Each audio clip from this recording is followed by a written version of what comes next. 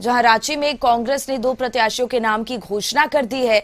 Bokaro seat से अगर बात करें तो श्वेता सिंह को उम्मीदवार बनाया गया है। वहीं धनबाद सीट से अजय दुबे प्रत्याशी होंगे, कांग्रेस प्रत्याशी, और इनके नाम पर मुहर लगाई गई है। ये बड़ी जानकारी रांची से आपके सामने, जहां 2 और प्रत्याशियों के नामों की घोषणा कांग्रेस ने कर दी है। धनबाद सीट से अजय दुबे कांग्रेस से प्रत्याशी होंगे, तो वहीं रांची से जानकारी, कांग्रेस ने 2 प्रत्याशियों के नामों की घोषणा की है। बोकारो सीट की अगर बात करें तो श्वेता सिंह को उम्मीदवार बनाया गया है।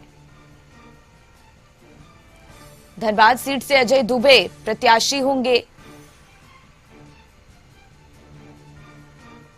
तो अजय दुबे के नाम पर धनबाद सीट से मोहर लगाई गई है।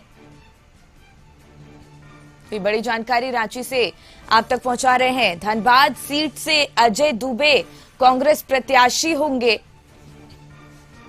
तो कांग्रेस ने 2 और प्रत्याशियों के नाम की घोषणा कर दी है।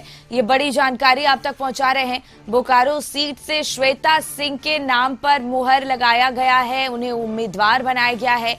वहीं धनबाद सीट से अजय दुबे कांग्रेस प्रत्याशी होंगे।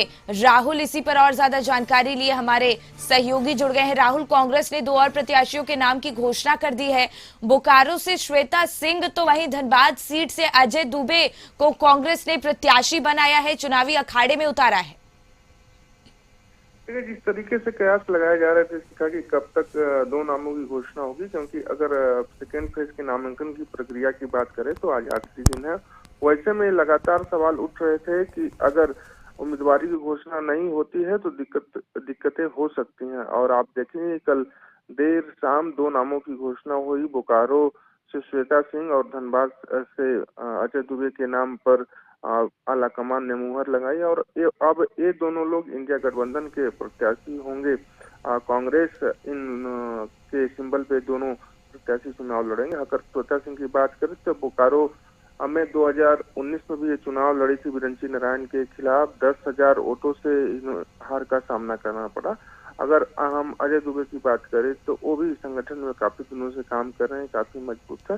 तो ये दोनों उम्मीदवार जो हैं कांग्रेस के लिए काफी पुराने कार्यकर्ता रहे हैं और कई जिम्मेवारियां भी इनको मिलती रही है, और उन पर फिर से एक बार विश्वास पार्टी ने जताया है। हालांकि इस विश्वास पे कितना खरा उतरेंगे तो वक्त तय करेगा, लेकिन जो संशय का एक विषय बना हुआ था कि आखिर कब तक नामों की घोषणा कांग्रेस करेगी, तो कांग्रेस ने कल शाम को इन संशय से पर्दा हटा दिया। अब आगे की जो प्रक्रिया है वो आज जो दोनों प्रत्याशी करेंगे, लेकिन एक तरह से हम कह सकते हैं कि जो देरी हुई है उस देरी से कहीं न कहीं कांग्रेस के उम्मीदवारों को नुकसान का सामना करना पड़ सकता है। लेकिन अब देर ही सही, लेकिन ये दोनों नामों की घोषणा हुई, और अब एक तरह से हम कह सकते हैं कि कुल 30 सीटों पर अपने उम्मीदवारों को कांग्रेस ने उतारा है, और 30 सीटों पे झारखंड में फिलहाल चुनाव लड़ती दिखाई दे रही है। बिल्कुल राहुल, और देरी हुई है लेकिन उम्मीदवारों के नामों की घोषणा अब हो चुकी है बोकारो सीट से। और अगर ऐसे में श्वेता सिंह की बात की जाए तो बैकग्राउंड पर अगर नजर डाले जाए तो क्या क्षेत्र में क्या माहौल बना हुआ है?